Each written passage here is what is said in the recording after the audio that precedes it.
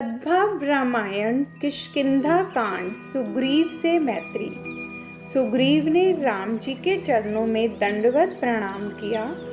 हनुमान जी ने अग्नि को साक्षी रखकर राम जी और सुग्रीव की मैत्री कराई। मैत्री होने के बाद भगवान ने सुग्रीव से पूछा, सुग्रीव, तुम्हें इस जंगल में क्यों रहना पड़ता है? सुग्रीव भगवान को आत्मकथा कहता है, महाराज, मैं और बाली सगे भाई हैं। एक रात को जब हम दोनों भाई सो रहे थे, तब मायावी नामक राक्षस हमारे गांव आया। उसने युद्ध ऐलान किया। मायावी को पता था कि रावण बाली से पराजित हुआ है। बाली से टक्कर लेने की शक्ति मायावी में नहीं थी, पर मायावी बुद्धिमान था। उसे ऐसा लगा कि रावण बाली से युद्ध करने दिन में आया था। दिन में बंदर की शक्ति बहुत बढ़ती है और रात को कम होती है।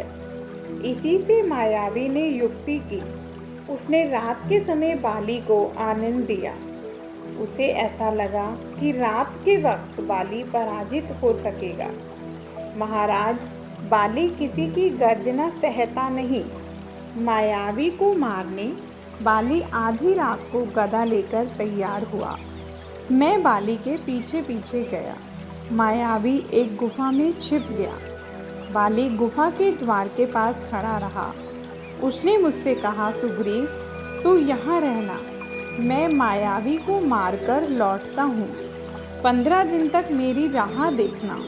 उस वक्त तक मैं न लौटूं तो मेरी मृत्यु हो, ऐसा समझकर राज्य में लौट जाना। ऐसा कहकर बाली गुफा में गया। महाराज, मैं वहाँ खड़ा रहा। 15 दिन के बदले 1 महीना हो गया, पर बाली लौटकर नहीं आया। मैंने खून की धारा देखी। मुझे ऐसा लगा कि बाली की मृत्यु हो गई है। तब मायावी बाहर निकलकर मुझे भी मार डालेगा, ऐसा मानकर गुफा के द्वार पर पत्थर से ढककर मैं वहां से भागा और किष्किंधा आ गया। किष्किंधा में आकर मैंने लोगों से सारी बातें बताई। मंत्रियों ने मुझ पर अति दबाव डाला कि आप गद्दी संभालिए। मैं गद्दी पर बैठा, थोड़े दिन शासन किया। इतने में बाली जीवित ही गुफा से बाहर निकला और किष्किंधा आया। मुझे नदी पर बैठा देखकर दुश्मन की तरह मुझे मारने लगा। उसने मेरा शासन ले लिया, मेरी पत्नी भी छीन ली और मुझे कहा, मैं तुझे छोड़ूंगा नहीं। मैं किष्किंधा छोड़कर भागा। बाली के आदमियों ने मेरा पीछा पकड़ा। आखिर मैं इस ऋष्यमुख पर्वत पर आकर रहता हूँ। शाप के कारण इस पर्वत पर वह नहीं आ सकता, इसलिए यह पर्वत मेरे लिए सलामती का एकमात्र स्थान है। महाराज, यहाँ आने के बाद मैं थोड़ा शांत हूँ। सुग्रीव के इस आत्मकथन में से उसकी 2 कमजोरियाँ प्रकट होती हैं। एक तो डरपोक है। वह भाई की मदद करने गया था, इसलिए खून देखने के बाद उसे गुफा में जाना चाहिए था, पर उसने तो मान लिया कि मायावी ने बाली को मार डाला होगा और मैं नहीं भागूंगा तो मुझे भी मार डालेगा, इसलिए वह वहां से भाग निकला। इससे स्पष्ट होता है कि वह डरपोक है।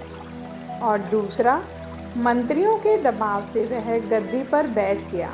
यह कितनी विचित्र बात है। लोग तो दबाव डालें, पर उसे तो कहना चाहिए था कि भाइयों, आपका प्रेम ठीक है, पर गद्दी का वारिस तो अंगद है, मैं नहीं। आप गद्दी देना ही चाहते हैं तो अंगद को दीजिए। आज अपने यहाँ सुग्रीव की यह विचारधारा ही अमल में है। बहुत से लोग कहते हैं ना, हमें तो मंत्रिमंडल में रहना था, पर मित्रों का दबाव आया तो रहना पड़ा। यह है सुग्रीव की विचारधारा। विनय पत्रिका में तुलसीदास जी ने लिखा है कि बाली कर्म है और सुग्रीव जीव है। जीव चाहे जहाँ रहे, कर्म उसका पीछा करता है। कर्म से छूटना कठिन है। हाँ, उससे छूटने का एक उपाय है, सत्संग। सुग्रीव ऋष्यमुख पर्वत पर चढ़ गया तो बाली वहां न जा सका। ऋष्यमुख पर्वत माने संतों के मुख की वाणी अर्थात सत्संग। सत्संग की ऊंचाई पर जीव पहुँचे तो वहाँ कर्म नहीं पहुँच सकता। कर्म की सत्ता वहाँ अटक जाती है। फिर भी जीव थोड़ा भयभीत तो रहता ही है। पूर्ण निर्भयता तो राम की शरणागति के बिना नहीं होती। जय श्री राम।